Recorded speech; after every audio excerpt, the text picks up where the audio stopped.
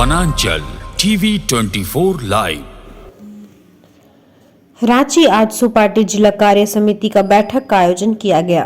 बैठक में मुख्य अतिथि के रूप में आजसू सुप्रीमो सुदेश कुमार महतो पहुंचे। सभी नेता व कार्यकर्ताओं को रांची जिला को मजबूत करने का निर्देश दिया।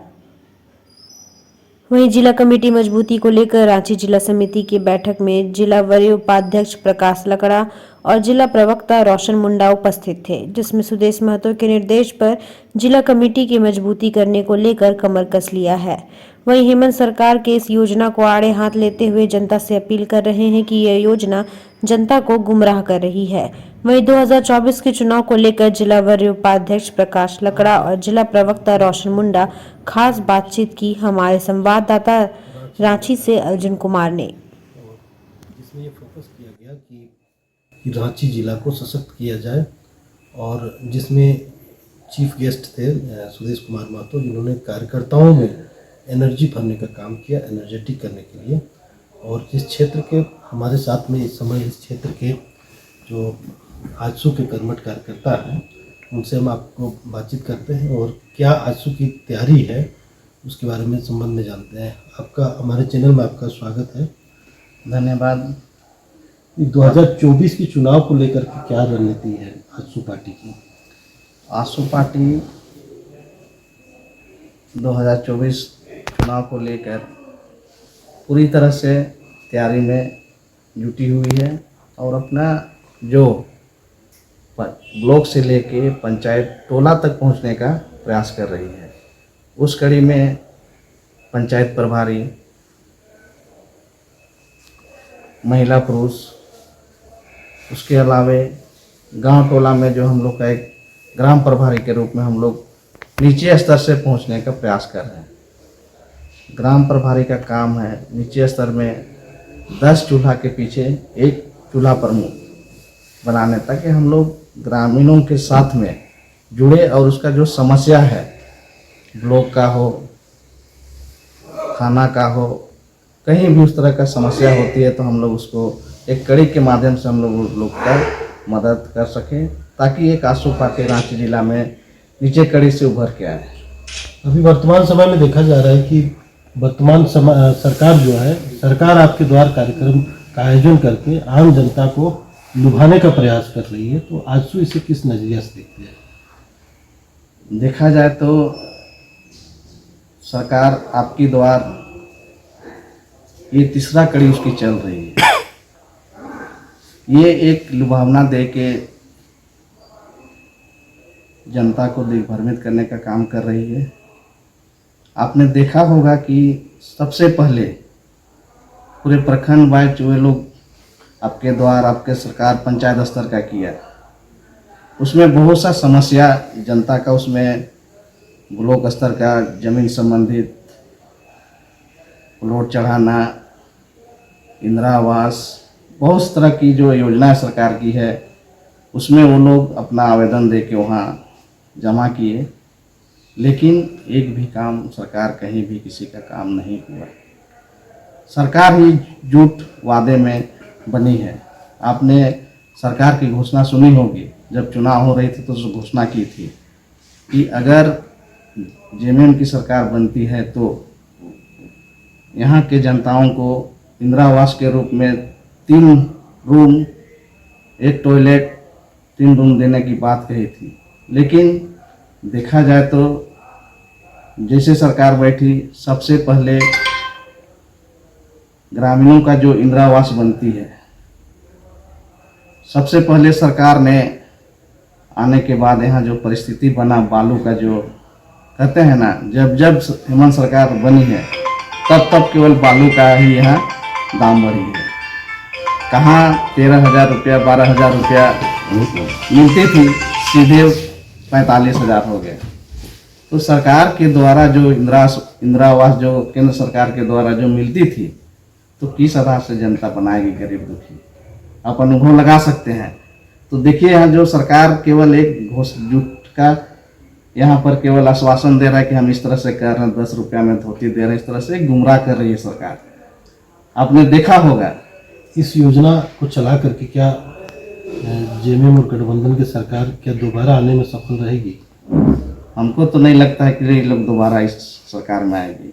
जिस तरह से इन लोग का योजना है, केवल जनता को दिग्भ्रमित कर रहे हैं, अपना वाहवाही लूटने में लगे हुए हैं। और जो यहाँ के प्रखंड के पदाधिकारी हो, जो बीडीओ हो, सीओ हो, सभी केवल यहाँ सरकार का धन कैसे वसूले उसके लिए यहाँ सरकार बैठाई हुई है। खुद यहाँ सरकार कहती है, हम लोग झारखंड के मुखिया हेमंत सोरेन कहती है कि बीडीओ सीओ हमारे बात नहीं सुनते हैं। तो ये दुर्भाग्य है। आपने पहले देखे होंगे, कल परसों का न्यूज में आया है, खुद हेमंत सोरेन बोले हैं सिमडेगा में कि बीडीओ सीओ हमारे बात नहीं सुनते हैं। तो दुर्भाग्य है, जब मुखिया का बात नहीं सुन रहा है तो जनता के बीच में क्या होगा, आप ही कल्पना कर सकते हैं। पूर्व में जो चुनाव हुए थे, विधानसभा चुनाव, तो उसमें आजसू पार्टी और भारतीय जनता पार्टी दोनों अलग अलग चुनाव लड़े थे, तो जिसका दोनों को ही खामियाजा भुगतना पड़ा था। तो आगे की क्या रणनीति है आजसू पार्टी की, और क्या दोनों मिलकर लड़ेंगे या अलग अलग लड़ेंगे? हम लोग का प्रयास रहेगा कि आने वाला जो चुनाव है उसमें हम लोग तालमेल करके ही एनडीए गठबंधन में चुनाव लड़ेंगे। क्या है कि हम लोग पिछला चुनाव में भुगत चुके हैं। बीजेपी आजसू अलग होकर लड़ी, और देखे भी हम लोग कि दोनों अगर अलग होकर लड़ती है तो हम लोग एक मजबूत देश में झारखंड में सरकार नहीं कर सकते हैं। इसीलिए हम लोग इस बार एनडीए के साथ हम लोग गठबंधन में ही यहाँ सरकार बनाने का प्रयास करेंगे। धन्यवाद। इसके चुनाव को लेकर के आजसू पार्टी की क्या रणनीति है? 2024 को लेकर आजसू पार्टी पूरी तरह से तैयार है और हम निश्चित रूप से जनता के बीच में जा रहे हैं और निश्चित रूप से 2024 में आजसू पार्टी की सरकार बनेगी। सरकार आपके द्वारा कार्यक्रम कर रही है, वर्तमान सरकार लगातार, और आम जनता को लुभाने की प्रयास कर रही है, जिसमें कितना सफल रहेगी? सही मायने में देखा जाए तो सरकार आपके द्वारा कार्यक्रम एक बहुत ही अच्छा प्रोग्राम है कि जनता की समस्या वहाँ सुना जाता है और जनता का समस्या का समाधान किया जाता है।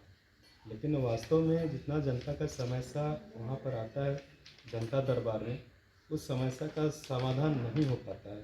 वो आवेदन तो ले लेते हैं लेकिन समाधान हो नहीं पाता है।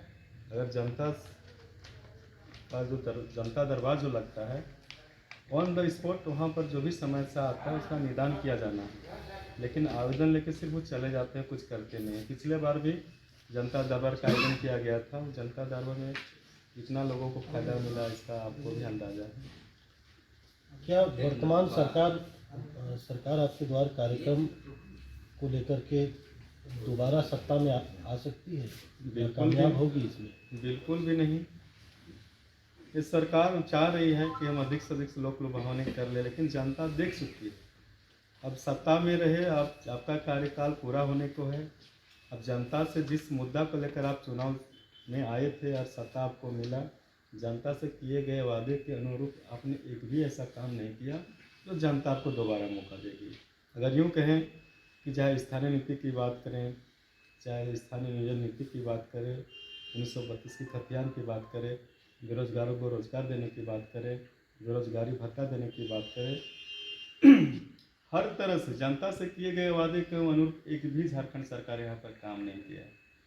तो कैसे झारखंड की जनता उसको दोबारा मौका देगी? एक ही विकल्प है और वो विकल्प है एकमात्र झारखंड की पार्टी आजसू पार्टी। पूर्व के चुनाव में आजसू पार्टी और भारतीय जनता पार्टी अलग अलग सेपरेट लड़ाई किए थे, जिसमें दोनों को खामियाजा भुगतना पड़ा था, सरकार नहीं बन पाई। तो आने वाला 2024 के चुनाव में क्या रणनीति है आजसू पार्टी की? देखिए, शुरू से हम लोग एक एनडीए गठबंधन का हम लोग हिस्सा रहे हैं।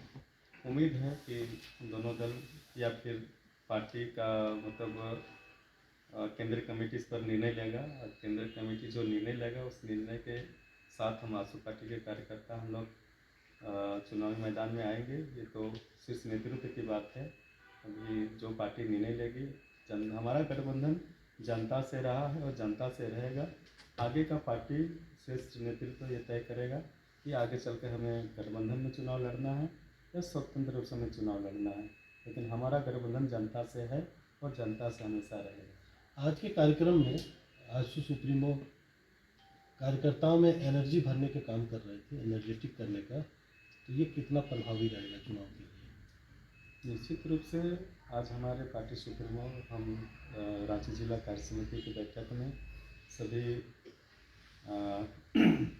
केंद्र से लेकर आपका ग्राम स्तर तक के नेताओं को संबोधित किया है और निश्चित रूप से हमारे कार्यकर्ताओं में उत्साह का संचार हुआ है और हम लोग दुगने जोश के साथ अभी हम ग्रामीण जनता से मिलेंगे, उनके बीच जाके लोगों से मिलकर पार्टी को फिर से एक नए तरीके से संगठन को हम लोग खड़ा करने का काम करेंगे। और अभी हमारा आसू पार्टी के पक्ष में पूरे गांव आप जाएंगे तो आसू पार्टी के पक्ष में हवा बह रहा है।